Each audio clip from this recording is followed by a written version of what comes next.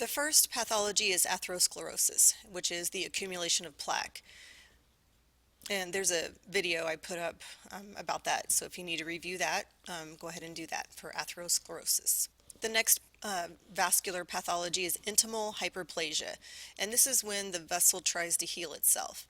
So this is the cause of in-stent restenosis. So if you want to add that, go ahead, in-stent restenosis. Now this occurs in both arteries and veins. If you break the word down, hyper means over or too much, and plasia means growth, so it literally means overgrowth.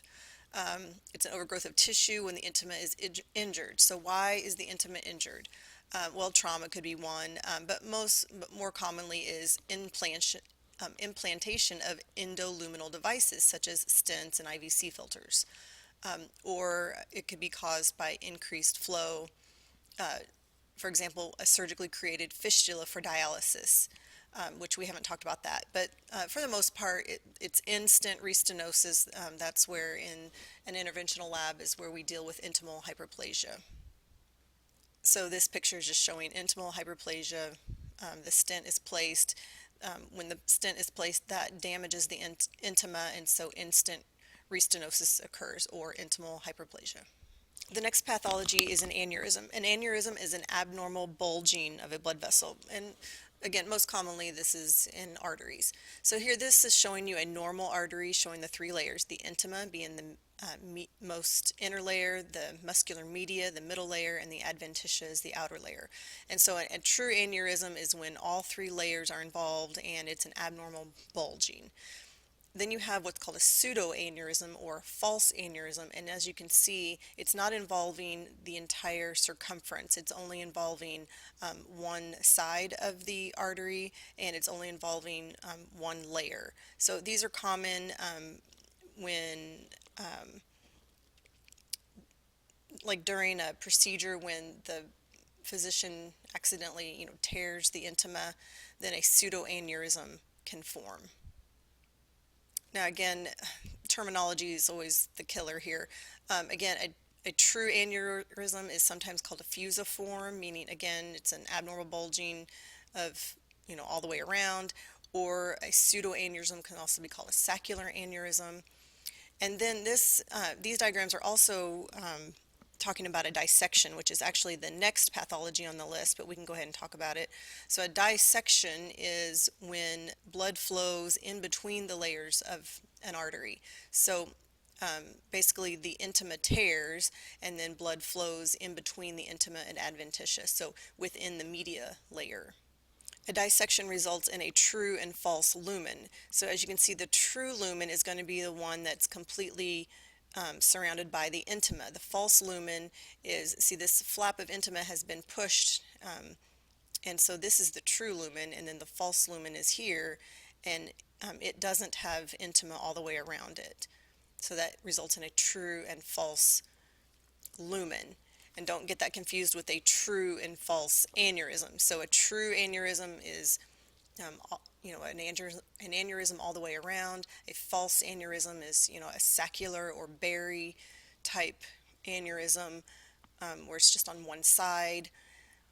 And then a true and false lumen. True lumen intima is all the way around. The false lumen is not comprised of intima, rather all the way around. One more important note is aneurysms and dissections, again, are mostly caused by atherosclerosis, that accumulation of plaque.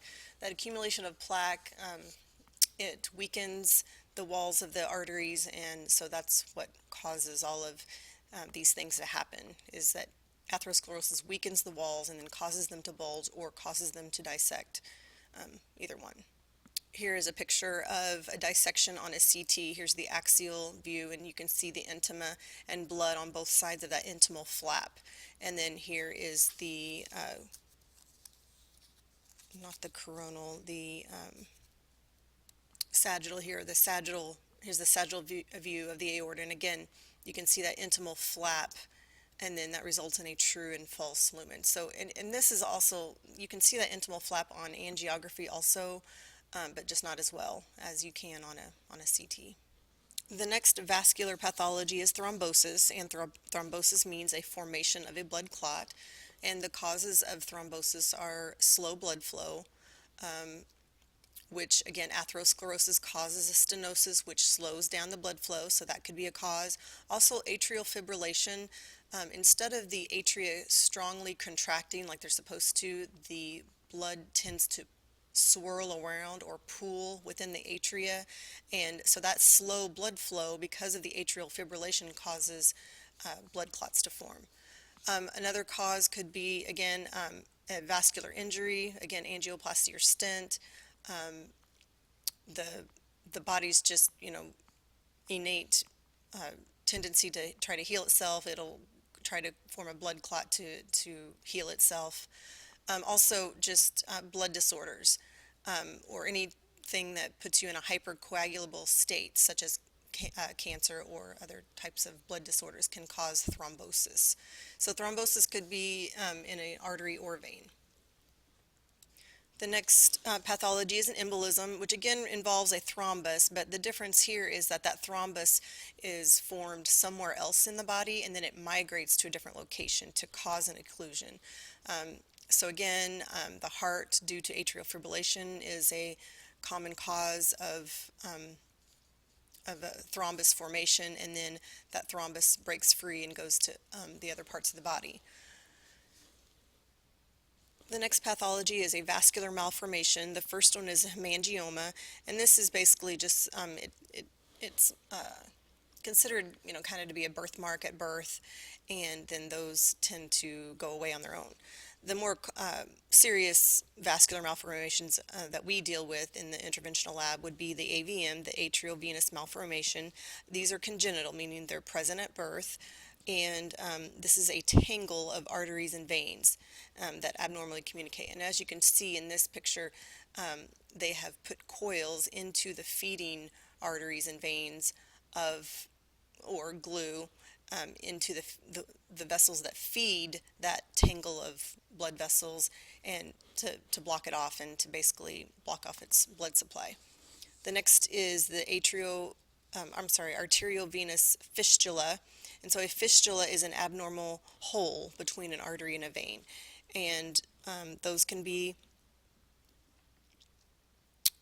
acquired, again, because of atherosclerosis or different degenerative changes. Also, that could be iatrogenic. Iatrogenic means caused by a physician. So during a catheterization or central line placement, this abnormal communication or this abnormal hole can be created. The next relatively common vascular pathology is fibromuscular dysplasia, and this is abnormal growth of the arterial wall. And it's important to note that this is non-atherosclerotic, so it has nothing to do with accumulation of plaque, and it's non-inflammatory, so this is not inflammatory. It's basically just one of those diseases that you get for no known reason. Nobody knows. So, and the term for that is idiopathic. No known cause, no known reason, and there's no, there's no logic to it. Thought to somewhat be genetic. Commonly occurs in middle-aged women, and this tends to be a problem in the renal arteries more so. It has a string of pearls appearance, and this fibromuscular dysplasia, this abnormal growth within the arterial wall. Remember, within the wall of the artery causes all kinds of problems, and we'll actually talk about that a little bit later when we talk about the renal arteries.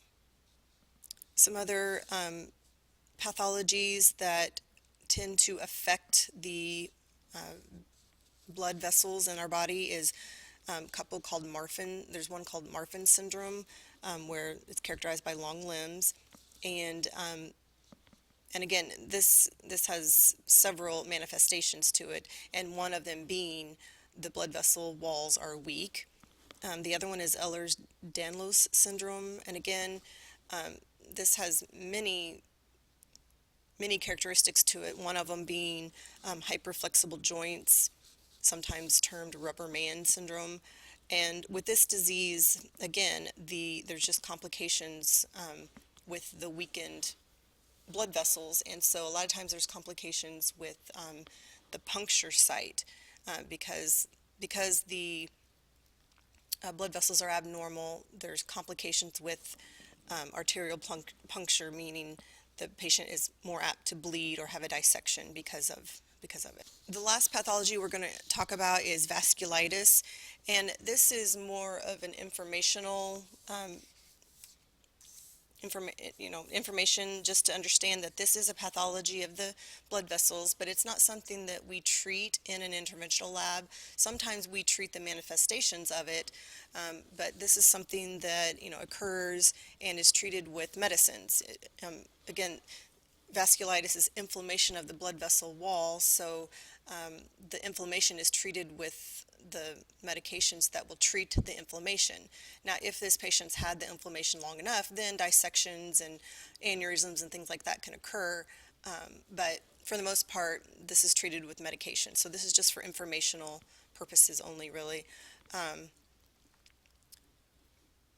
So again, vasculitis is inflammation of the blood vessel wall. So that inflammation could be caused by a bacteria or virus or fungus, or it could be caused by other things. So just like any type of inflammation, they usually present with fever, rash, just overall not feeling well. So as I said, the inflammation can cause stenosis, occlusion, erosion, aneurysm, things like that. So that's when they would present to us in the interventional lab. The causes of vasculitis, of course, there's infectious, like I said, bacteria or virus. Then there is what's called Takayasu arteriitis.